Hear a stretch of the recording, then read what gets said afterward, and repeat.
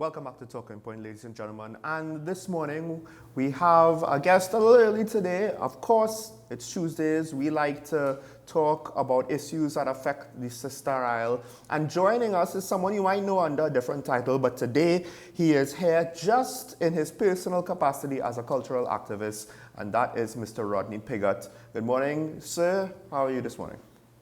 Good morning, Sean. I am very well, and good morning, Ketan. How are you both doing this morning? I'm doing well, sir. Good to see you. Doing well, doing well. So, of course, we've spoken before about politics on the island, and recently things have become a little bit more heated between the executive of the THA and the executive of the cabinet, with the Prime Minister. The Chief Secretary has used some colorful language, to say the least, and I believe one newspaper reported saying, well, he had to put people in their place, so to speak. Of course, there have been other exchanges most recently with regards to quarrying in Tobago, with claims and counterclaims being made about who was given permission and who could do what, etc., etc. All in all, though, I do wonder if this is going to both impact the working relationship between the THA and the Parliament and the Legislature and Cabinet, as well as it will impact potentially autonomy moving forward. This is a topic my co-host spoke to Reginald Dumas about, and he had some concerns. He didn't necessarily speak too strongly with regards to disagreeing to Farley's stance, but the communication style, he is afraid, is not helping such efforts. Mr. Piggott, what do you make of that? All right. Well, the colorful language that you refer to is symptomatic, in my opinion, of the overall climate of the nation state itself. That colorful language has been rippling through the cabinet between the government and the opposition. We hear it almost on a daily basis. We've heard in instances where the Prime Minister himself is saying to one cabinet member, meet me outside. And the constant exchanges, inter-party politics between the UNC and the PNM, where both you and I know is nothing but a lot of repugnant, colorful languages. So the Chief Secretary, while he's not correct in joining in that fray, many here in Tobago have simply said, well, that's the only language the Prime Minister may understand, because that is how he does carry on. So you see, what is really taking place is not necessarily something that has started in Tobago, but something that is symptomatic of a larger problem that we're not paying attention to. That civil society itself, both in Trinidad and Tobago, is not paying attention to, and we're not taking our rightful place as civil society, as the bosses, as the employers of the politicians in our government who should be our employees.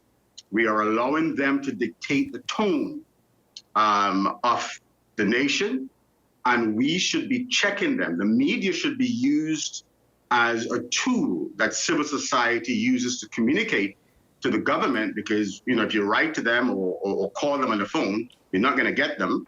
So the media should be a place where civil society can speak directly to the government and say, hey, we really don't like the tone and the manner in which you are conducting yourself.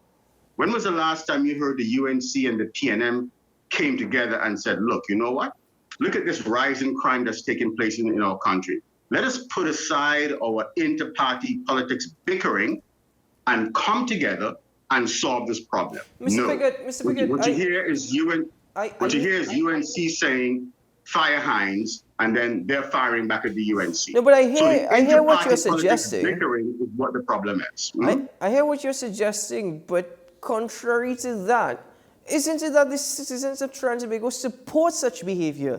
Wouldn't you make the argument that they actually appreciate that level of language, that approach by politicians, because they themselves practice it? It's not necessarily politicians setting the example, but politicians just following what they know the citizens will fall for. Or at least enough of the citizens. Right. So now that's like you saying in your home as a parent that because my child want to bounce in the door, cussing and carrying on, that I as a parent should now start to cuss and carry on. There has to be a balance, and it has to be someone that says, look, let us put the brakes on what is happening, because what is seriously unfolding in our country is literally tearing the country apart at the seams. So then We keep shouldn't talking- Farley Augustine have been the one to actually set that example? I mean, Say again? Shouldn't Farley Augustine have been the one to set that example, given that he's perhaps the youngest politician or political leader that there is? But also, I believe Well, his support of came... course. Go ahead. Right. So as I stated, he was not correct. I'm not condoning his actions, his speech. I am saying that was completely out of order. But I don't want us to focus on him and say that's where the problem began. We have to now trace that back and say, look at what has been going on in our nation state from the very head. Dr. Aintu Springer said the other day on another show, and she's absolutely correct, that fish does rotten from the head. And our head have been in this state of inter-party politics, bickering, cussing each other on the main stage back and forth for quite some time. And this type of conversation where we're now looking to pull someone on the carpet for their for their language has not been taking place. So as soon as Farley speaks out and speaks as they have been speaking, now we want to raise up. We want the entire media now wants to raise up and say, hey, listen to what Farley said. But when did we ever hear this kind of conversation where the media said, hey, listen to what Dr. Rowley said. Hey, listen to what Kamla Prasad said. That is out of order, and so forth. When has that sort of conversation has been taking place? It has not. Well, actually, not to toot our own horn, but this is a topic I like to bring up a lot. It frustrates my co-host when I do, because he gets upset when I show him the examples, or when he finds examples of his own of this speech. We break it down and we don't agree with it. So I could say that we are consistent. It's just that now the examples that are apparent come from the Chief Secretary and not necessarily as strongly from other parties involved. I don't necessarily know if the Prime Minister used equally as abrasive language in this. It hasn't been reported.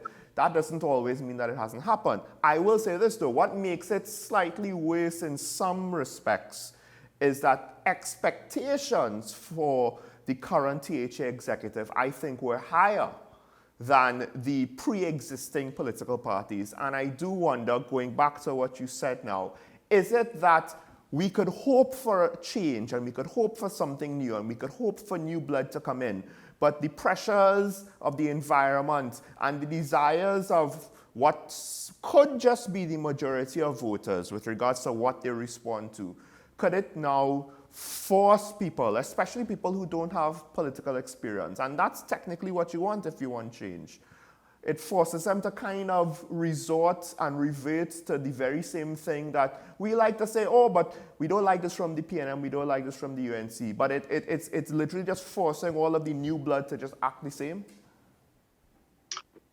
Exactly. And so that is exactly what I'm saying. This has been the tone in the nation for a very, very long time. And no one is putting the brakes on it. And a lot of this is due to the interpolitics, party politics, that dominates the environment. Politics itself dominates the environment, and party politics are like gangs.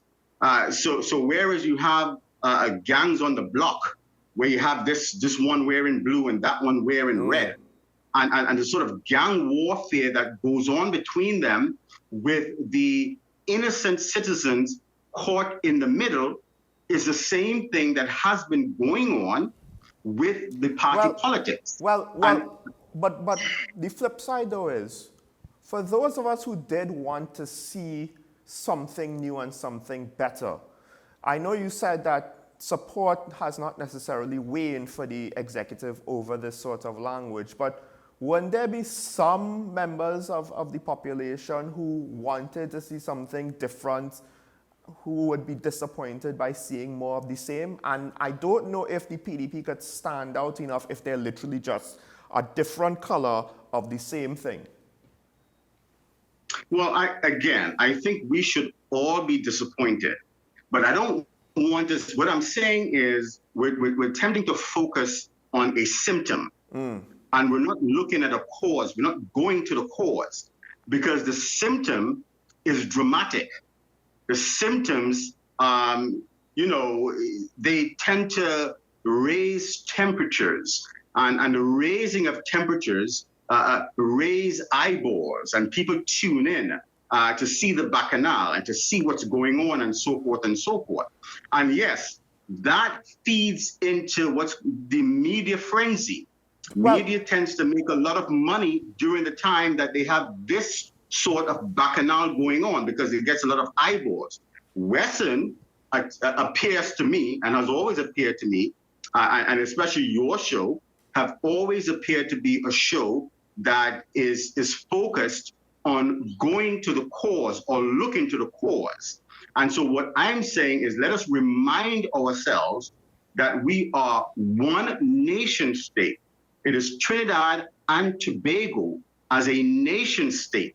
And if we begin to focus on that and not necessarily on the party politics, which dominates the space, then I think that the nation state can then steer itself out of the melee that it's currently in. And it does not seem to be doing that because party politics is so dominant in the space. That's really the issue.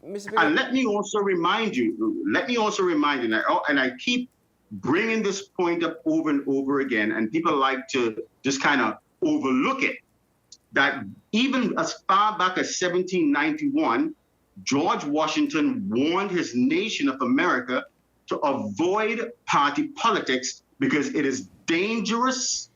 It is a dangerous and divisive beast, and we should avoid it.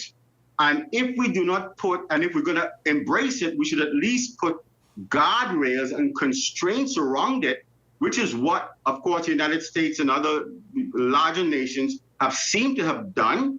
They have put some guardrails around it, and even that, they find it difficult to contain this beast.